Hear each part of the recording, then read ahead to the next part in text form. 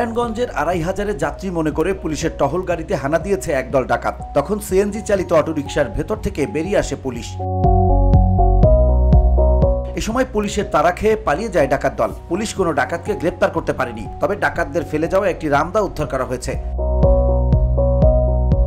রোববার রাত ৩টার দিকে নারায়ণগঞ্জের ২৫০০ বিশনন্দী সড়কের জালকান্দি এলাকায় এ ঘটনা ঘটে। বিষয়টি নিশ্চিত করেছেন ২৫০০ থানার ওসি খন্দকার নাসির উদ্দিন। পুলিশ জানায়, ডাকাতি, ছিনতাই সহ নানা অপরাধ প্রতিরোধে একটি সিএনজি চালিত অটোরিকশা দিয়ে এএসআই রিপনের নেতৃত্বে বিশনন্দী সড়কে টহল দিচ্ছিলেন পুলিশ সদস্যরা। টহল গাড়িটি জলকান্দি এলাকায় পৌঁছালে রামদা হাতে হঠাৎ আক্রমণ করে একদল ডাকাত। ডাকাতির চেষ্টার বিষয়টি বুঝতে পেরে পাল্টা প্রতিরোধ করেন পুলিশ সদস্যরা।